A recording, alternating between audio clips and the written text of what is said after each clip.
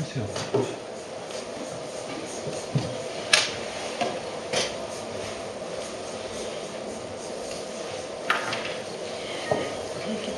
Alles ohne Fleisch wahrscheinlich. Aber man könnte das mal machen mit ihm einen Ausflug, hier das zeigen. Das könnte man wirklich so. Namo tassa bhagavato arahato samma sambuddhassa. Namo tassa bhagavato arahato samma sambuddhassa.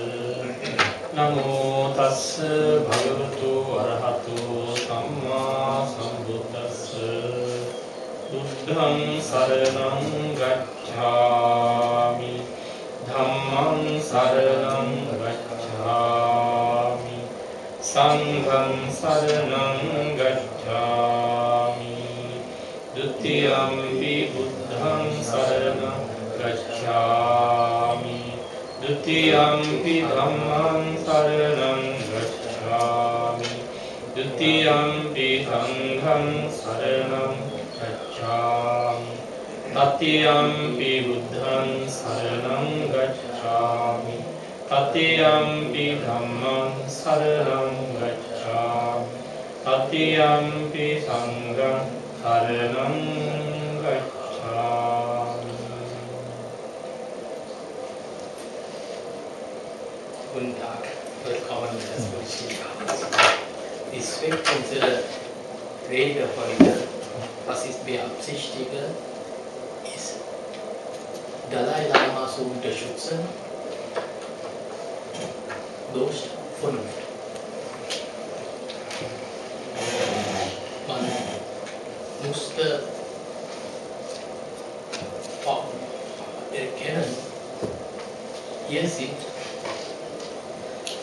ein Problem, was wir sprechen mussten. Man kann dieses Dalai Lamas und Tibet einfach nicht ignorieren. Es gibt in der Welt manche Probleme, wenn man ignoriert, man kriegt einen Frieden. Aber in diesem Fall, man kann das nicht ignorieren. Es ist seit 1959 und auch vorher eine Weltmacht besitzt ein Land und diese Persönlichkeit Dalai Lama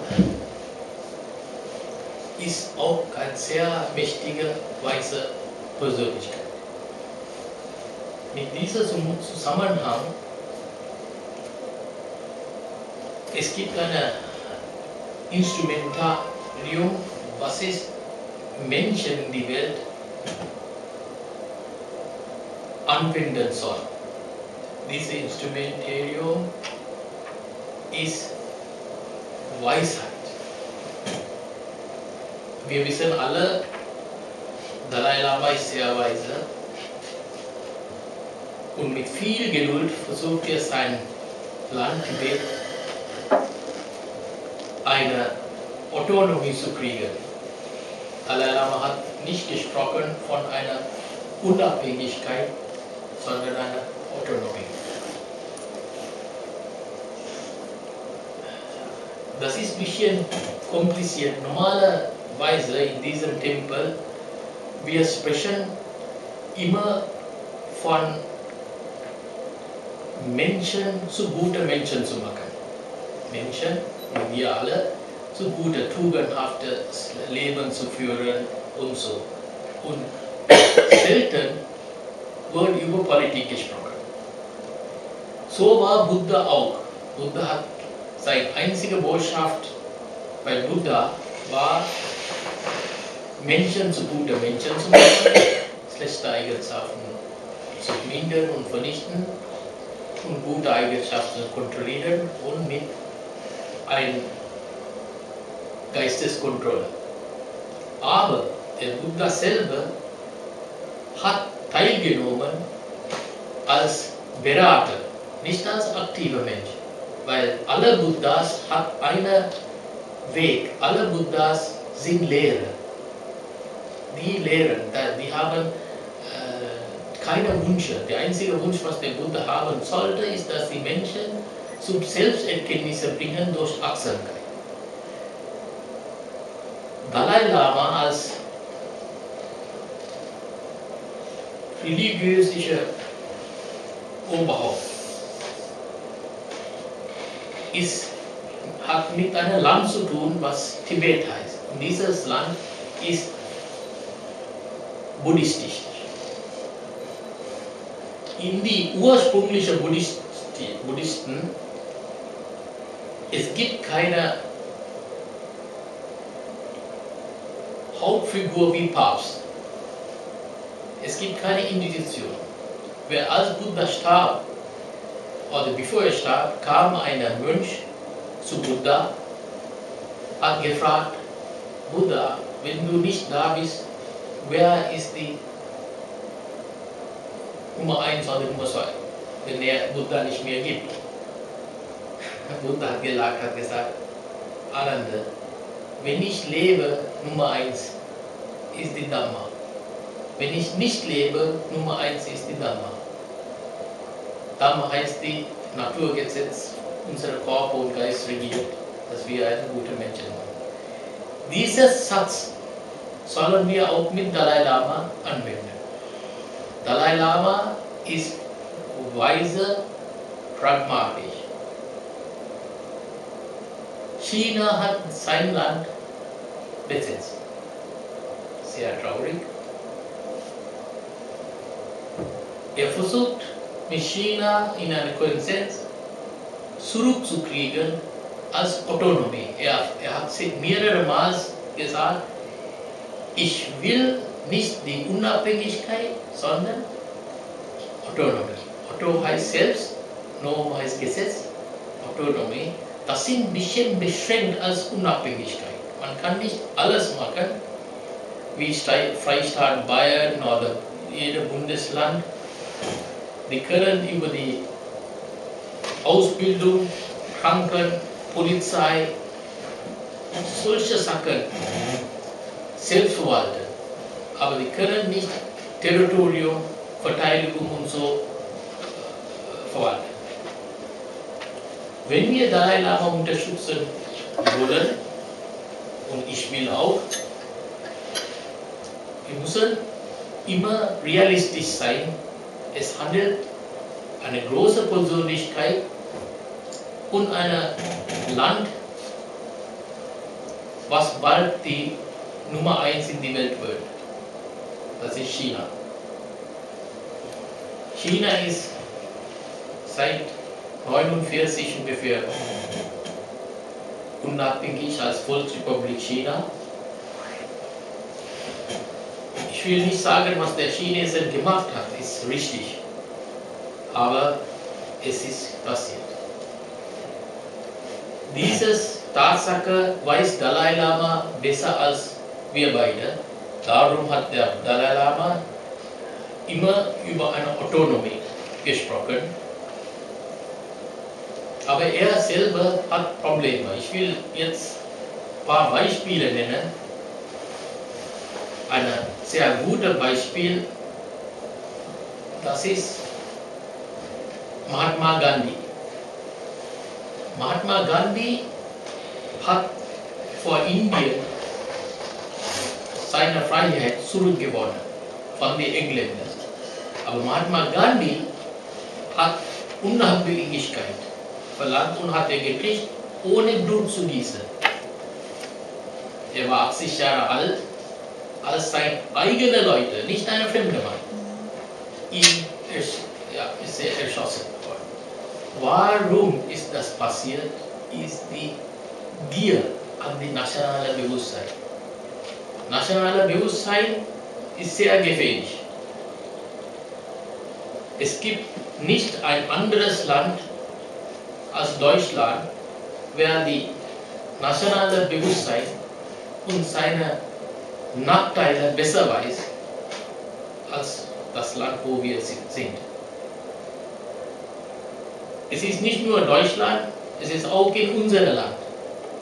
Viele Politiker benutzen Menschen, mit die Tablette zu schlucken. Wir kämpfen für unser Land, unsere Nationalität und wird lenken. Dalai Lama hat so ein ähnliches Problem. Das Kampf, was Dalai Lama und die Mönche machen, ist auch fair. Aber die Realität ist, man hat eine Gegenseite, Volksrepublik China. Volksrepublik China hat enorme Macht und musste man auch Volksrepublik China die Kompliment geben, dass die 1,2 Milliarden Leute selbst ernähren kann und viele Sachen, auch wenn es nicht demokratisch ist, regeln konnte. Ich bin nicht eine überzeugte Demokrat, weil ich sehe so viele Fehler in die Demokratie und die freie Marktwirtschaft. Wird genau wie verschiedene Politiker die Nationalität benutzt, seine eigenen Ideen durchzuführen und die Menschen falsche Hoffnung als Kanonenfutter benutzt wird, ist halt traurig, dass in einer Demokratie, also einer Diktatur, dass sowas passiert. Aber Dalai Lama zu unterstützen, müssen wir die Weltpolitik ein bisschen studieren und immer nicht vergessen, Dalai Lamas Weisheit. Er ist sehr, sehr weise. In die Welt, wenn wir sehen, Buddha, Jesus Christus, Mahatma Gandhi, Mandela, Martin Luther King, dann Bismarck, verschiedene Politiker, wenn die auch Bürgerrechtler, religiöse Persönlichkeiten, die haben nie eine Zweite gehabt. Da war nie eine Zweite zu finden. Ob das in die Musik war, ob das Maler war, Picasso oder Rembrandt oder Wagner, die haben nie eine Zweite gehabt. So ein Mensch ist Dalai Lama. Dalai Lamas Persönlichkeit und Weisheit ist nicht zu ersetzen. Folgedessen, wir müssen ihn sehr diffizil, wie eine Edelstein anwenden, aber er hat selber gesagt, er wird zurücktreten, wenn die Mönche in China, in Tibet kämpft. Und jetzt kommt natürlich ein Widerspruch in unser System. Aber wie können wir das machen? Der Gandhi hat gesagt, wir sind bereit zu kämpfen, aber ohne Gewalt. Aber er hat eine wunderbare Waffe gehabt. Heißt Civil Disobedience in Englisch, zivile Verweigerung, zivile Administration zu unterstützen. Die Post hat nicht funktioniert.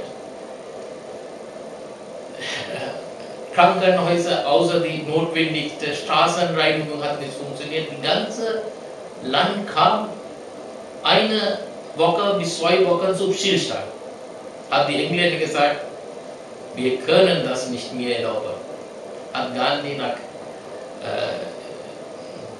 London für eine All-Party-Conference eingeladen und dort war eine Entscheidung genommen, Indien wird die Freiheit kriegen, unabhängig. Warum ich das sage, hat mit Dalai Lama zu unterstützen zu tun. Viele Buddhisten sind sehr nette Leute und glaubt in seiner eigenen Nettheit weise zu sein. Das ist eine Täuschung. Warum ich das sage? Ich habe das selber erfahren. Wir sind weit weg von Realität, weil wir durch unsere nette Form versucht eine Anerkennung zu kriegen. Nicht die Realität zu sehen. Das ist ein buddhistisches Problem, weil ich habe viele Leute in buddhistischen Lehren gesehen, wer enorm viel gesunde Menschenkenntnisse fehlt. Und ohne gesunde Menschenkenntnisse kann man nicht Dalai Lama unterstützen. Weil China ist einfach ein Faktor Er hat sehr viel Einfluss. Sogar Indien, der Dalai Lama, den Refugee-Status gegeben, oder sein, was heißt Refugee in Englisch, Deutsch Refugee heißt? Asyl, ne? Also, Status gegeben hat auch nicht richtig unterstützt. Aber, wie ich meine, wir können Dalai Lama unterstützen. Sie wissen, in Deutschland, nach dem Ersten Weltkrieg, war Tirol, Innsbruck, ja, war Tirol, ja. Nach dem Ersten Weltkrieg war Tirol an die Italiener gegangen. Und während dieser Tirol und dann die Zeit von Hitler und Mussolini, Hitler hat das nicht geschenkt, hat gesagt, du konntest verwalten. Hat nicht, war in Berlin. Und nachher hat Tirol ein Problem gehabt, deutschsprachige Tirol, Sie wissen das, was ist passiert. Und da haben die Italiener gesagt, sie können die Sprache halten. Es bleibt ein Territorium von Italien, aber Sprache. Aber wenn die europäische Gemeinschaft integriert wird, dann die Grenze ist aufgehoben. Die Grenzen sind nicht aufgehoben nur wegen europäischer Gemeinschaft, sondern die Grenzen kann sehr schwer die Ausübung verwalten, weil die Internet, Warenverkehr, Menschen gehen hin und her. Dann kommt Tirol, okay, bleibt Territorium von Italien, trotzdem die Tiroler kann Deutsch sprechen, das heißt, seine Kultur kann er halten. Ich versuche es von meiner Sicht zu sagen, wie kann man von China dahin zu bewegen, zu China zu sagen, China, du kannst nicht ein Volk und seine Kultur vernichten. Gleichzeitig, China hat viel bewegt in Tibet. Wir haben eine Eisenbahn gebaut und so. Von den Buddhisten selber in Sri Lanka weiß ich, wir als Kaufmänner, Leute, oder sind wir nicht so smart. Es gibt die Mohammedaner viel smarter als uns ist. Katholiker, Leute, die sind besser als uns. Und das ist eine Tatsache. Warum wir die Buddhisten so sind, aber das ist nicht der Fall mit Japan. Japan sind auch Buddhisten, aber die sind Nummer 1 Erfolg. Thailand ist auch Buddhisten, die haben auch sehr gute Volkswirtschaft. Aber wenn es Tibet kommt, es sieht ein bisschen anders aus. Weil die Tibeter sind oft mit dieser Schnur, man kriegt so eine Geistesruhe, wo der wirtschaftlich nicht was tut. Dalai Lama hat darüber auch Stellung genommen. Aber die Chinesen sind viel hart arbeiten, viel Unternehmungssache. Und da dieses Kampf wird Tibet natürlich verlieren. Auch mit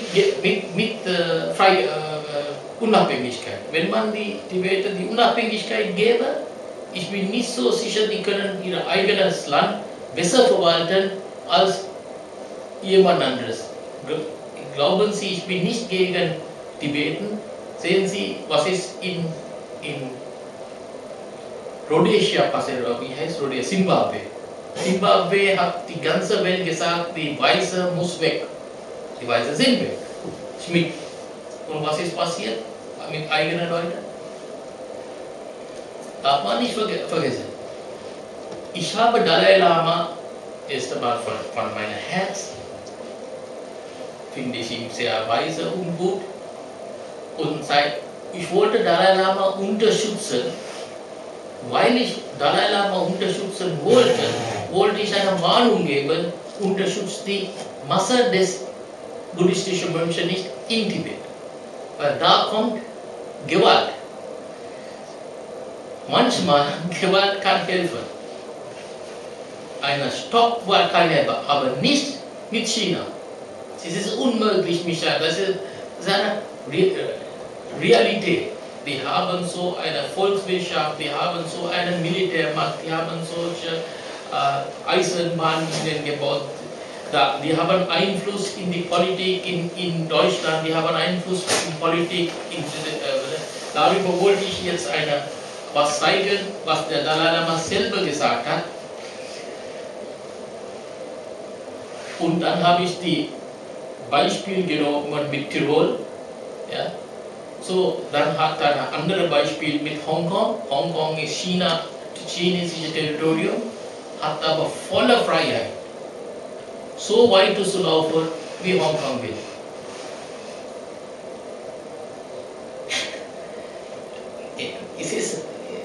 Es ist ein komplizierter Fall, dieses Problem, aber ist keine Hoffnungslosigkeit. Man musste Vernunft bringen für ein großes Land wie China. Und da wollte ich zusammen überlegen, was ist das Beste? Was ist hier gemeint? Vernunft heißt, dass der Dalai Lama in Tibet Autonomie kriegen kann. Das ist die Vernunft, was Dalai Lama auch verlangt. Und folgedessen habe ich ein paar Sachen nachgedacht. Einmal kam ein Mönch, ein König ein Minister zu Buddha, hat gefragt, wenn wir eine Invasion machen gegen ein anderes Land, wollen wir diesen Krieg gewinnen? Und der Buddha, normalerweise würde Buddha sagen, ich habe mit Gewalt nichts zu tun, gehen Sie nach Hause. So hat Buddha nicht reagiert. Buddha hat gefragt, Ananda, sein Mönch gefragt, Ananda, ist der König geliebt von seinem Volk? Und der Ananda hat gesagt, ja, Buddha ist geliebt. Dann hat der Buddha sofort dem Minister gesagt, sie wollen den Krieg nicht gewinnen. Ja, das war Buddhas. Das heißt, Buddha hat nicht Politik ignoriert. Buddha hat auch ein Konzept gebracht, Chakravarti Raja. Ich muss die Mönch fragen. Raja. Das ist ein König, wer sein Volk regiert, mit Weisheit und Mitgefühl. Ja, er dient. Und so einer ist Dalai Lama, von seiner Persönlichkeit und seiner Weisheit und so. Aber er selber hat Schwierigkeit innerhalb seiner eigenen tibetischen Mönche, weil die nicht weise zu sein, ist sehr schwer. Man braucht bürgerweise gesunde Menschenkenntnisse, weise zu werden. Ich habe jetzt ein paar Sachen nach, ich wollte sie in deutscher Sprache wollen. Das ist die eine, ich habe das jetzt.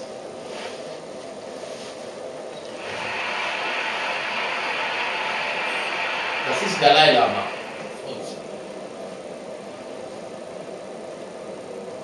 Yesterday I mentioned violence and non-violence,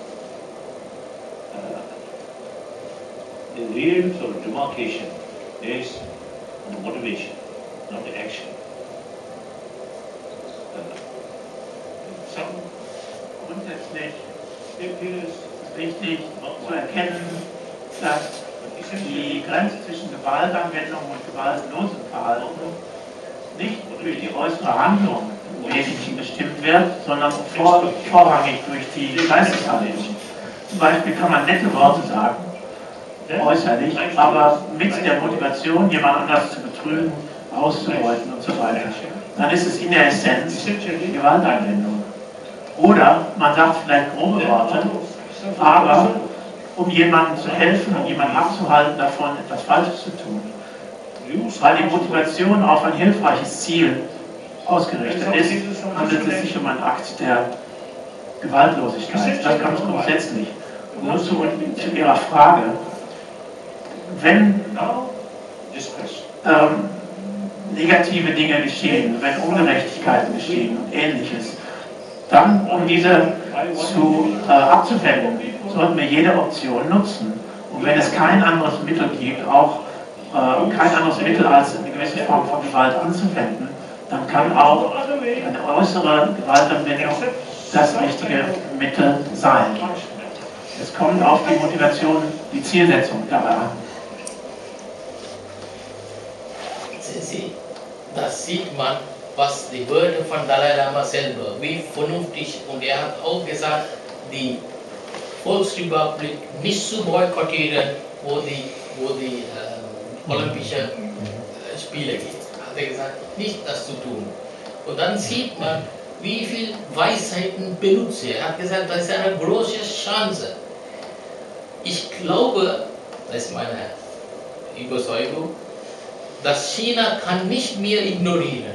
Er wird als Lakai ja so lächerlich gemacht werden, und das kann China nicht. Und wenn es immer Unruhe kommen soll und die Welt, dann wird China überlegen. Es gibt wirtschaftliche Interesse, ich weiß nicht, ob da gibt Öl oder no, aber hier geht es über die Unterdrückung von einer Kultur. Ja, darüber geht es. Jeder Mann hat das Recht in seine eigene Kultur, wenn es auch nicht angenehm war, das ist eine zweite Sache. Aber das darf China nicht den freie Hand kriegen. Man muss Proteste machen, man muss Weisheit anwenden, und es ist sehr schön, Dalai Lama so zuzuhören. Wenn Mahatma Gandhi damals mit dieser totalen Gewaltlosigkeit angefangen hat, alle Leute haben gelacht. Er war erst einmal ein Mitglied des Kongresspartei. Und die erste Rede in die Kongresspartei selber hat er gesagt, paar Anwälte, wer hat seine eigene Interesse, wird zu Wort kommen, aber wird nicht das Land dienen, hat er seine Mitgliedschaft weggegeben in die Kongresspartei und hat alleine angefangen, von den Bauern hochzukommen. Und das ist gelungen. Sehen Sie, heute auch Amerika und mehrere Sachen, nur wir müssen bereit sein, das zu machen, aber fragen Sie mich nicht, wie, weil ich habe nicht diese Weisheit, was der Dalai Lama ist, und auch diese Persönlichkeit, aber ich kann eins sagen, wenn überhaupt ein Mann sehr tief gedacht hat über sein Land und Weg freizukriegen mit einer gigantischen Weltmacht, das ist Dalai Lama. Das ist Dalai Lama. Und ihm zu verstehen, wird uns in die buddhistische Weg ein Musterbeispiel sein. Sollte er gewinnen mit friedlichen Mitteln, dann können unsere zukünftigen Kinder stolz ansehen und sagen, so ein Mann hat in Tibet gelebt.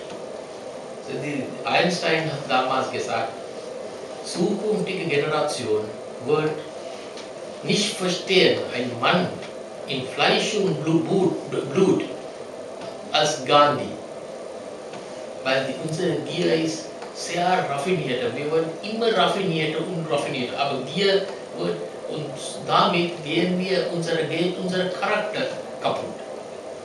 Ja, und das kann sehr viel kommen mit nationalem Bewusstsein. Die Welt ist zu klein geworden durch Flugzeuge, durch Internet, Heirat von da bis hier. Ja, das früher war eine Weltreise einmal in 4 Jahren oder einmal in 10 Jahren oder manche gar keine Welt. Das war nur ein Traum. Heute, ein armer Mann kann rum um die Welt kommen, ja, mit 600, 800 Mark, das ist möglich. So, die Welt ist klein geworden, und dieser Zusammenhang musste man überlegen, was ist unsere Grenzen überhaupt wert. Und die Zukunft sieht noch freier, weil die Flugzeuge fliegen noch schneller, die Internet fliegen noch schneller, der Warenverkehr wird immer, damit zusammen, auch China kann die Tibet nicht vor sich selber kontrollieren, das ist unmöglich. Und müssen wir Dalai Lama folgen und ihn fragen, ich weiß nicht, ob ich hier eine andere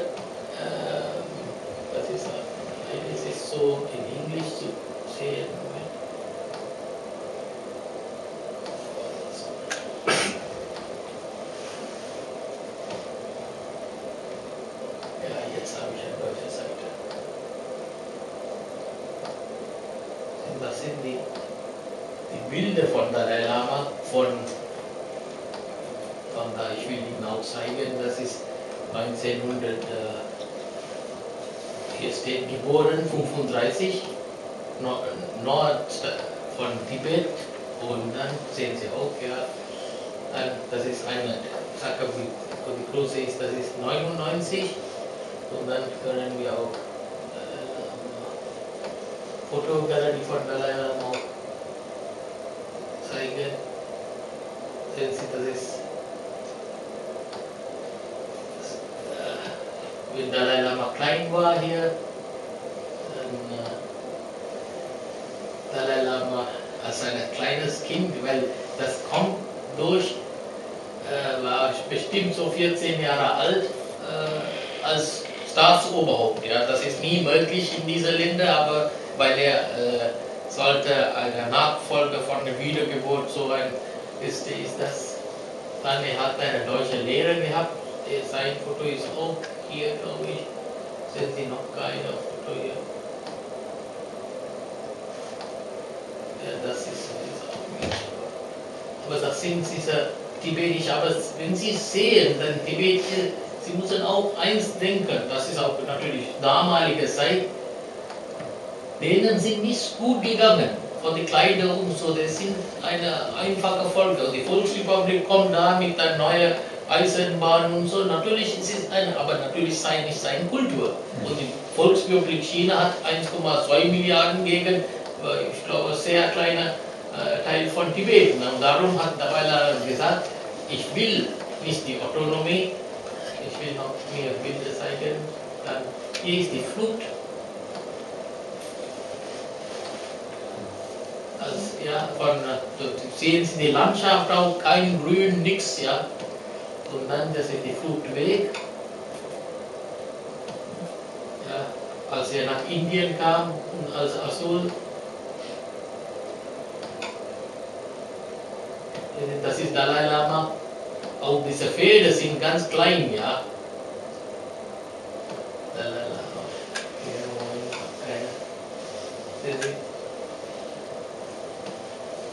Leider, ich kann das nicht große kriegen, das habe ich hier. Das ist die größte.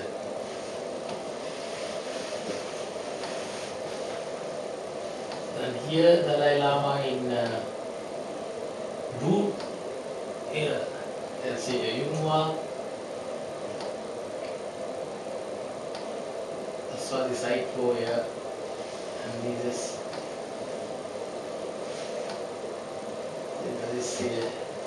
das ist in die Fluchtweg, ja, das ist eine Fluchtweg.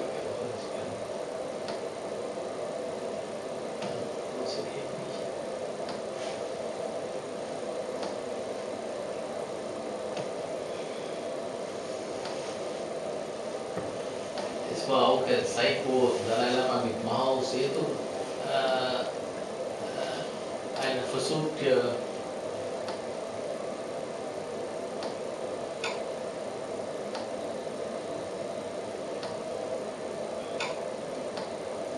das ist die Gesichter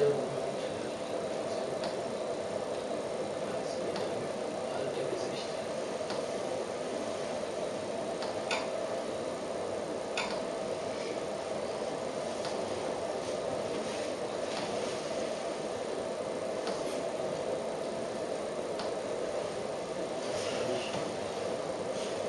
Kennen Sie ihn wieder? Das ist die Nobelpreis, als Dalai Lama den Nobelpreis gekriegt hat, ja.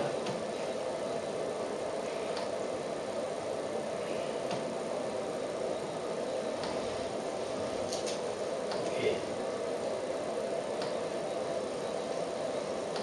Ich habe eine Frage an Sie jetzt, ob Sie kennen, was überhaupt die Chinesen, was Dalai Lama angeboten hat.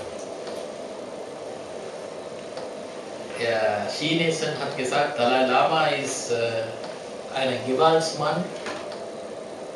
Wenn jemand sagt, Dalai Lama ist eine mit Gewalt zu tun hat, die nächste Frage kommt, wenn wir ihm beweisen können, dass er hat mit Gewalt nichts zu tun, was passiert dann?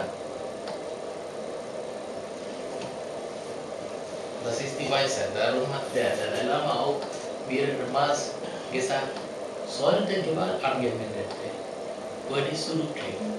Hat Dalai Lama gesagt. Das heißt, es gibt einen Weg. Es gibt einen Weg. Es wird viel im deutschen Auswärtiges Amt, Frau Merkel, wenn sie gegen das Problem wird gesprochen.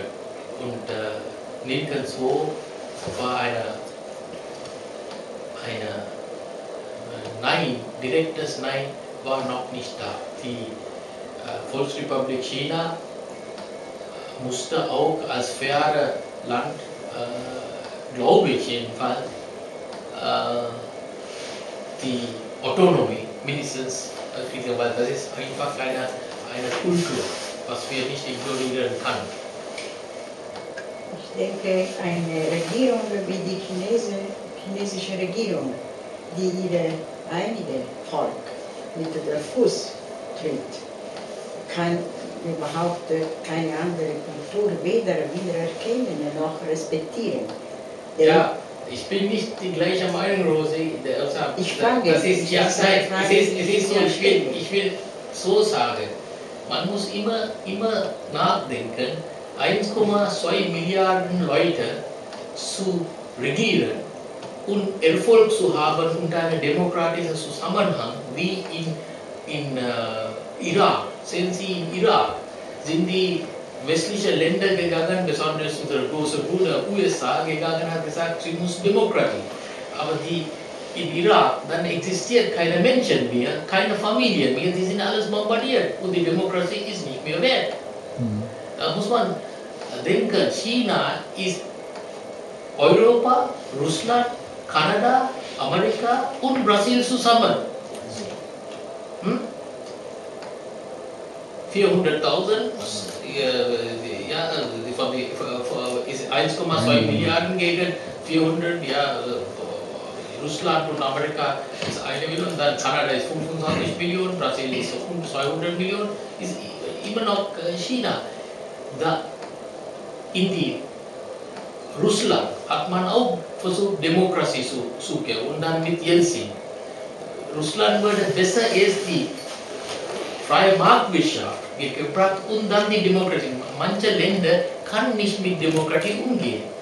Ich denke, wir auch nicht, weil wir versuchen überall es zu verwenden, aber wir sind auf dem Weg. Und ich wundere mich nicht, dass die Chinesen mit der Demokratie gar nichts anfangen können, weil sie könnten auch nichts anfangen, auch früher. Nur haben sie mit einem Regime zusammengelebt, die eine echte Tyrannei war. Nicht? Ja, natürlich. Aber meine Frage jetzt an dich, weil ich keine Antwort auf diese Frage habe, ist, was wäre dann für dich eine Alternative an diesem Versuch, Demokratie zu vertreten? Welche aber das können wir von der Buddha her gehen. Buddha hat von einer Chakravarta Raja, das heißt, Buddha hat gesagt, ein fairer König gesprochen. Und dann der faire König soll der Menschen schützen und denen dienen. Und es in unserer Geschichte in Sri Lanka, auch in Indien, war schöne, gute Könige, was die volksnah verwaltet hat. Demokratie, ich war sehr überzeugt über Demokratie und plötzlich in die letzte Zeit, wenn ich sehe, dass die 80% von der Bevölkerung man kann lenken, die 80% von der Bevölkerung durch Massenmedien, dann hat man natürlich Zweifel an die Demokratie, weil Demokratie heißt, die Weisheit kann nicht regieren, die Mehrheit regiert. Die Mehrheit hat nie die Weisheit gehabt. Darum sage ich, mein Thema heute ist, Dalai Lama zu unterstützen, Tibet freizukriegen. Weil das ist hoffnungslos, wie ein Betonmann gegen China zu gehen, das mit Gewalt. keine Hoffnung. Aber Weisheit müssen wir. Aber die Europäische Gemeinde und wir alle haben unsere Königsreiche zum Ende gebracht, weil sie unfähig waren, die Völker mit Sinn für Gerechtigkeit zu regieren. Dann, wir können nicht uns auf die Vergangenheit versuchen anzuhalten und die Monarchie wieder Ich komme da. Das ist die ja. Vergangenheit für uns. Ja. Das ist vorbei. Ja.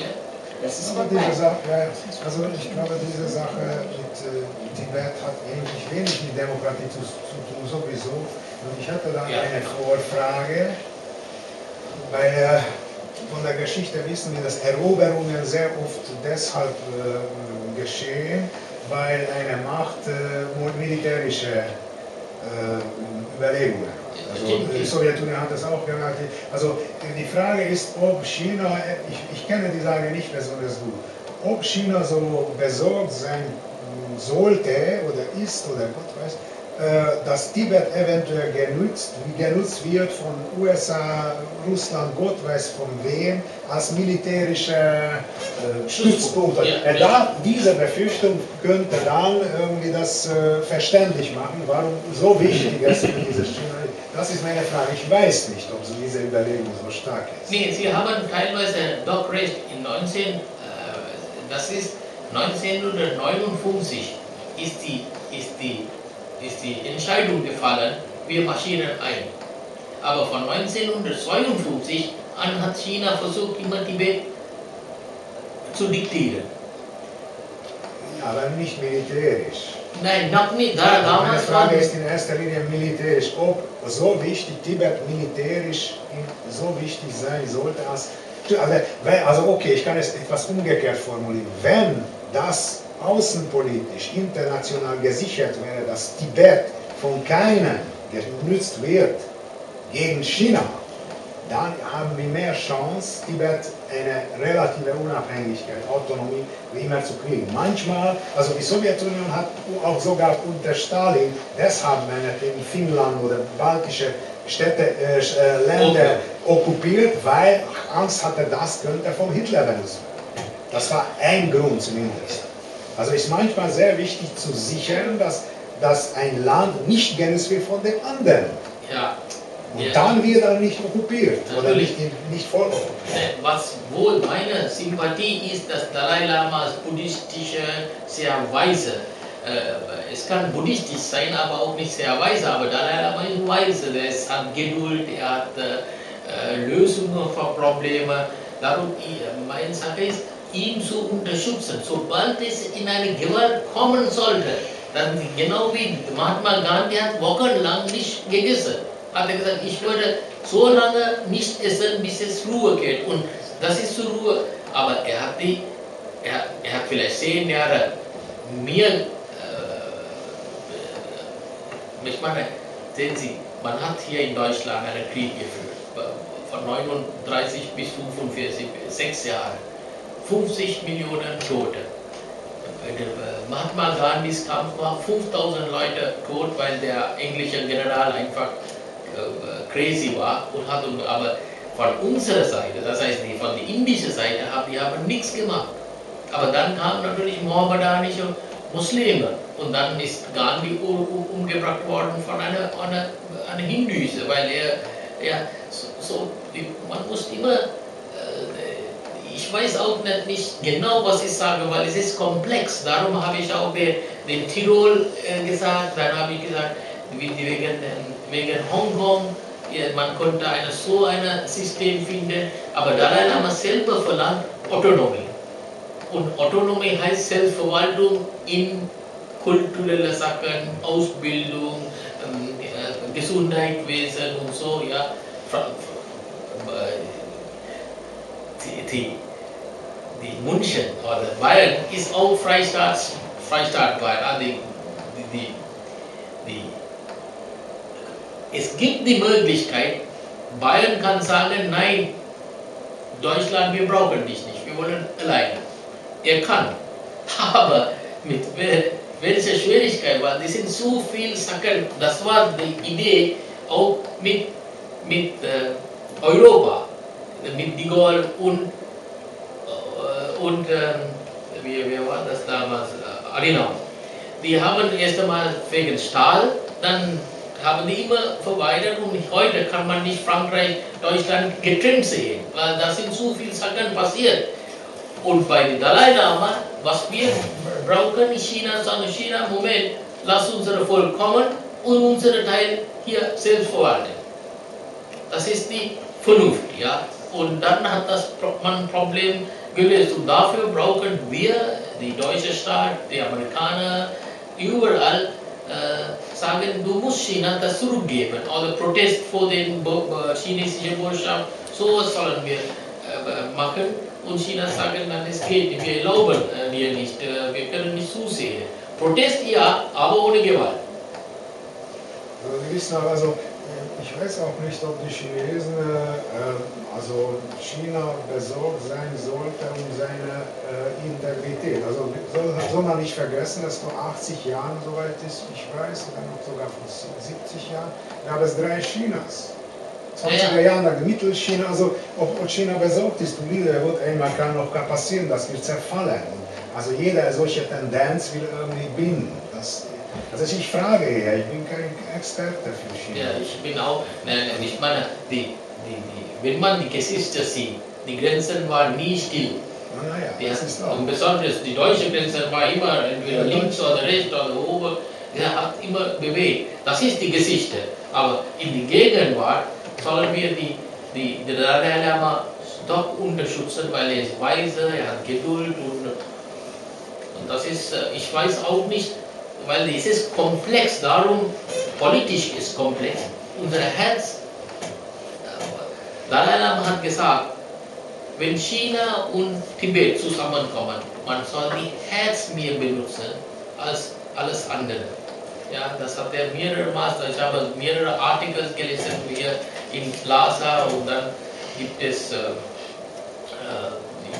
viele Bilder auch. Ne, und heute wollte ich ich habe auch schlechtes Gewissen gehabt, dass die buddhistischen Tempel nicht darüber Stellung nehmen, sondern immer sagen, wir sollen gute Menschen sein.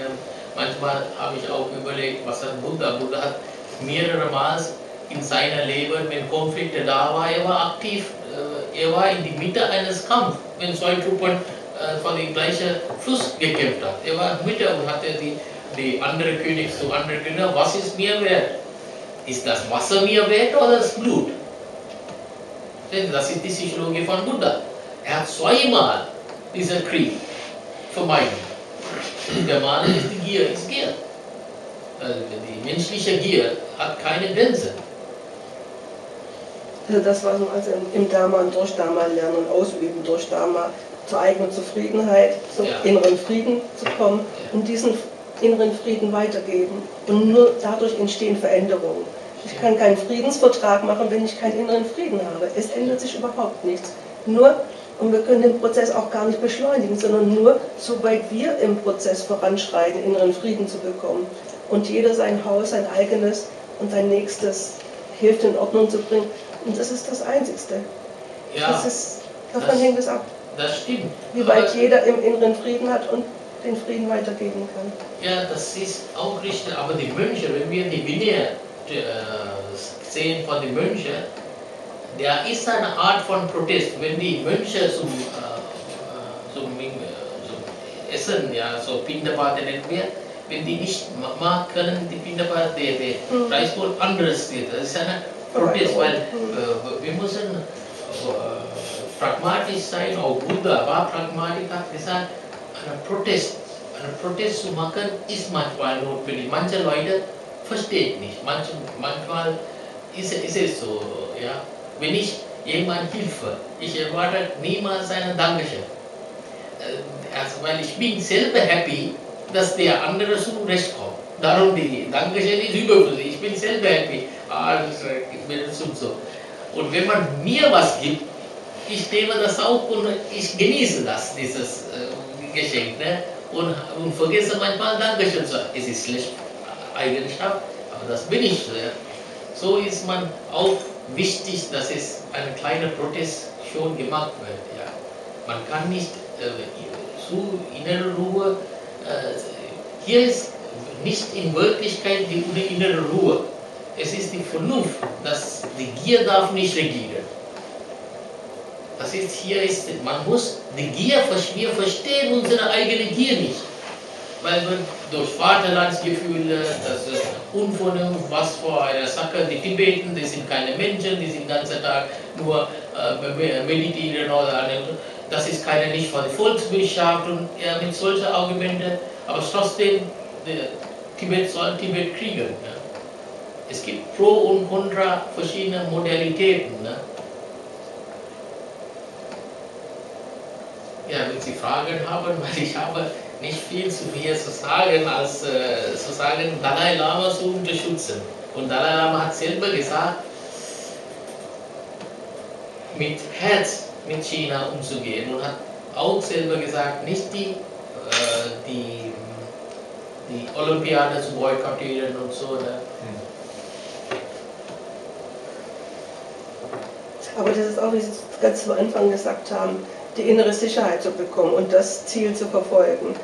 Das bekomme ich, wenn ich Zufriedenheit habe, wenn ich Frieden habe. Dann bin ich auch sicher in meinen Entscheidungen und bleibt diesen Entscheidungen, kann ich auch treu bleiben. Und das, ja, es ist so, innerer Frieden kann man haben, wenn man nicht besitzt und so, aber die normalen Menschen, die besitzen ein Haus, die besitzen ein Wasser, die brauchen Wasser, die brauchen Elektrizität und wenn die blockiert wird, dann kommt, wissen Sie, ich will ein Beispiel sagen, in Malaysia,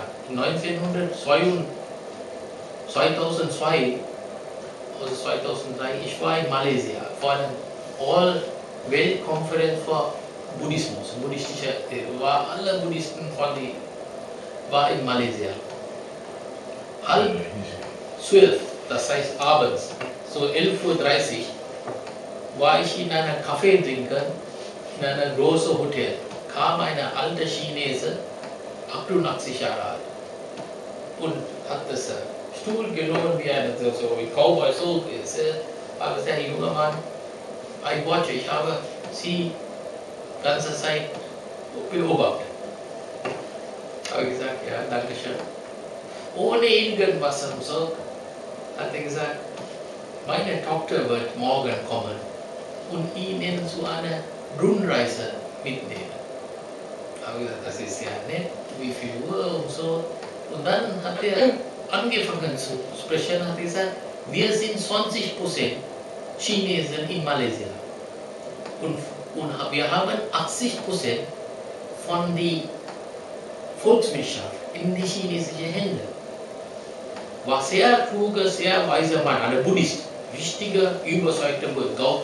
Er hat gesagt, Sakyamuni, Gautama, Buddha, sein Herz war voll vor Buddha. Und dann hat er gesagt, mehrfacher Milliardär. Dieser Mann war mehrfacher Milliardär und er unterstützt die gesamte Singapur-buddhistische, der hat seine Presse und er macht sehr viel. Und dann hat er gesagt, wir versuchen selber die Mehrheit von den Malaysia, die Mohammedaner, Geschäfte beizubringen. Aber die schaffen das nicht, das ist unmöglich. Und dann in die Verfassung von Malaysia, da gibt eine Satz heißt Bhumiputra. Bhumi heißt, Bhumi kennen wir, die Erde. Ja, Bhumi, Putra ist Sohn. In der malaysianischen Verfassung gibt es nur der Bhumiputra hat das Recht. Und dann er sagt, wir sind nicht Bhumiputra, weil wir von anderen Ländern stammen, aber die Geschäfte in unserer Hand. Nicht nur in Malaysia, auch in Sri Lanka.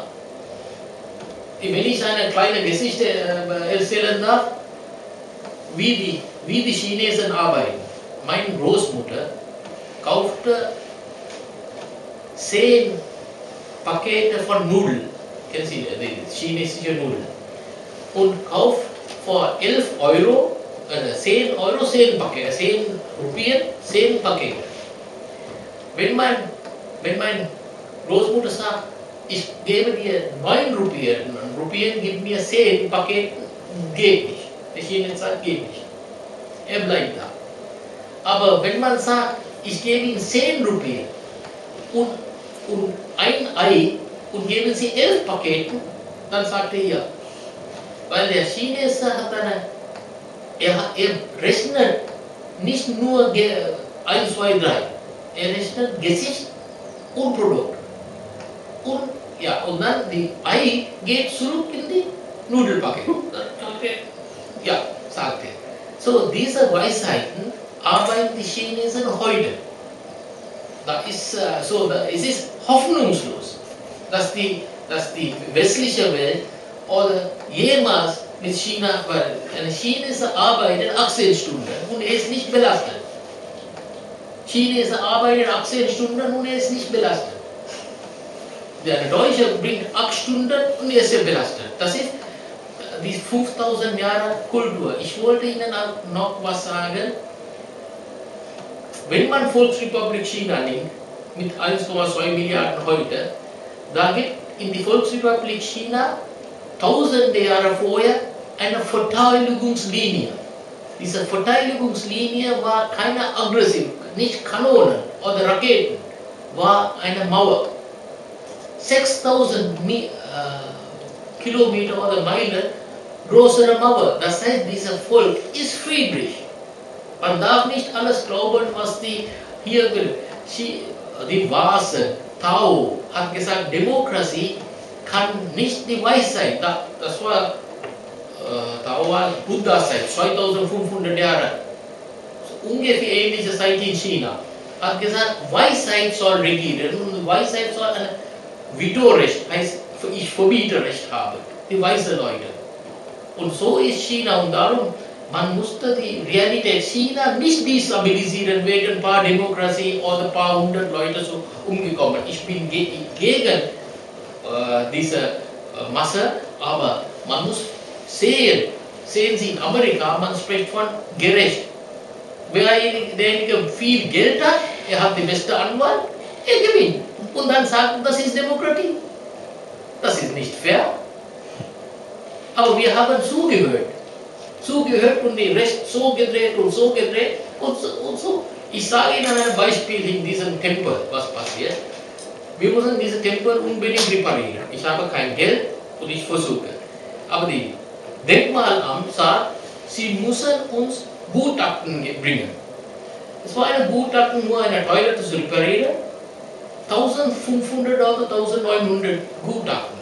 Ja, Gutachten sagt 1900. Wir haben selber repariert, nicht mal 900, 90 Euro.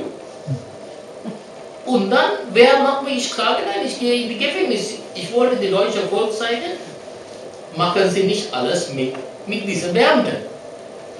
Nur zu sagen, dass die Beamte ist okay, er verlangt eine Gutachten, dass er stempeln kann, genehmigt. Dafür, was es uns kostet, spielt ihm keine Rolle.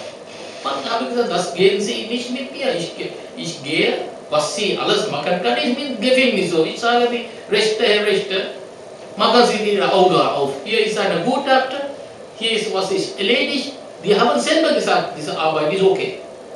Das war auch, die Tempel kriegen kein Geld, die geben kein Geld, aber bestrafen können die. Ja, dann bestrafen die. Darum hat Mahatma Gandhi gesagt, stecken Sie mich in Gefängnis erst einmal. Dann würden Sie Ihre Musik sehen. Aber wenn die Volk hinter ist, dann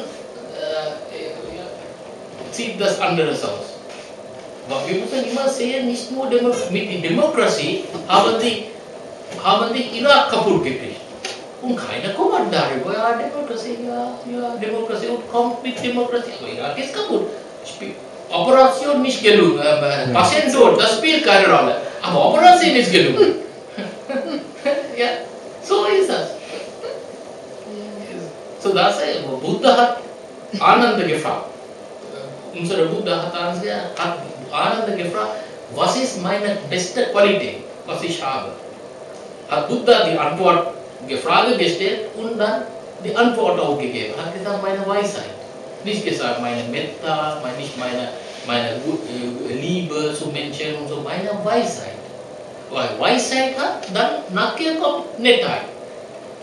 Ja, weise muss man sein, pragmatisch muss man sein. Buddha war immer pragmatisch, immer.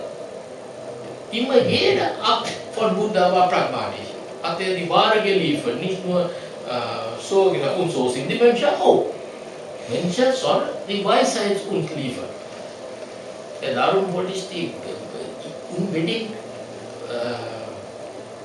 Dalai Lama unterstützen. Ja. In diesem Fall. Ja, ich glaube. Und was bedeutet für dich, ihn zu unterstützen? Der Dalai Lama sagt, China, lass mich nach Peking kommen und wir sprechen über Autonomie. Ja. China hat Nein gesagt. Nein, China hat nicht Nein gesagt. China hat früher gesagt, über eine Unabhängigkeit wird nicht gesprochen. Aber über Autonomie Wird auch nicht gesprochen. nee, hat nicht von direkt Nein gesagt. Die versuchen, China versucht, dem Volk zu sagen, nein, es ist Dalai Lama, der Mann, der die Gewalt macht. Und darum sagt Dalai Lama, bitte keine Gewalt.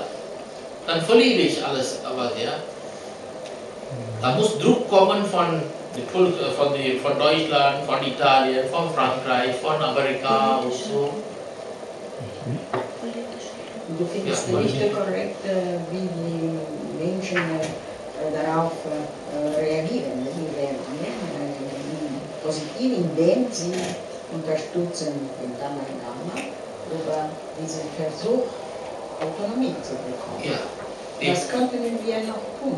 Was können wir noch tun? Es gibt eine gefährliche Bewegung. Ja. Die gefährliche Bewegung ist Buddhismus. In China, von Haus aus, Tao, Chinesen sind Buddhisten. Wenn die buddhistische Bewegung in richtigen Gang gebracht wird, dann hat die chinesische Regierung überhaupt keinen Chance. Dafür sind zu viele Buddhisten in China.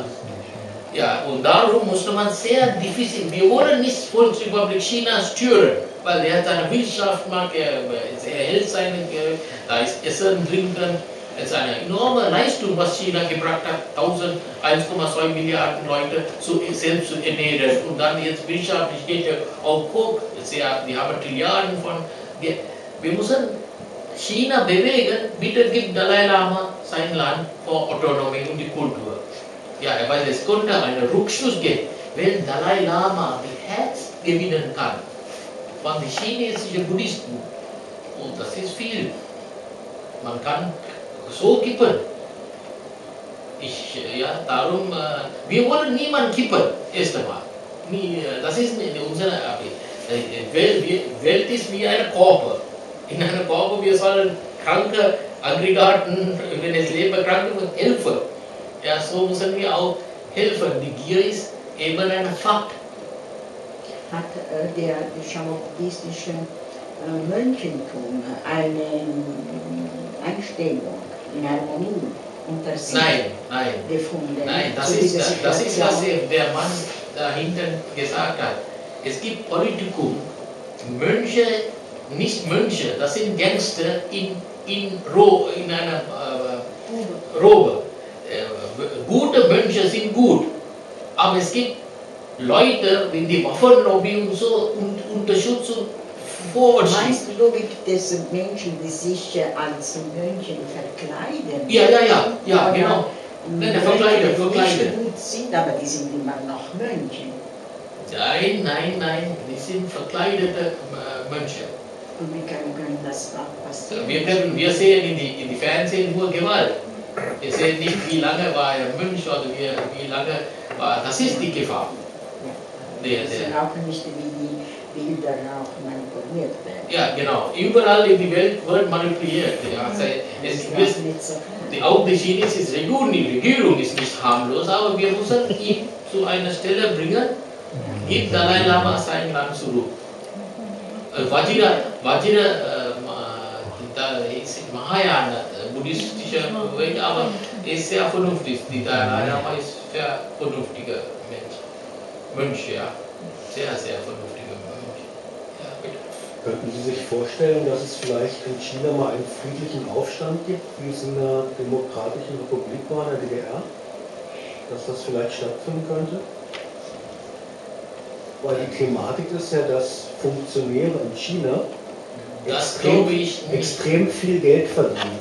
Also es gibt ja eine ganz kleine Minderheit in China, die extrem viel Geld verdient. Und die meisten Menschen, die vom Lande sind, die meisten Menschen arbeiten ja auf dem Lande und immer mehr ziehen in die großen Städte und kriegen dort ganz wenig Geld, haben aber Arbeit. Und wenn das jetzt in den nächsten Jahren so weitergeht, dann wäre es durchaus denkbar, die Menschen sind ja dort auch nicht unintelligent, dass vielleicht wirklich hier ein friedlicher Aufstand entstehen könnte. Die Frage ist nur, könnten Sie sich das vorstellen? Nein, ich will jetzt in einer besseren Form erzählen. China 1917, 18 war die Küste von China, gehörte verschiedene Länder. War eine deutsche Gruppe, französische Gruppe und so. Und als Mao Zedong angefangen haben, da war sein Gegenpol war Chiang Kai-shek, Formosa oder Taiwan. Das war die anerkannte Regierung von Westen. Und dann war die japanische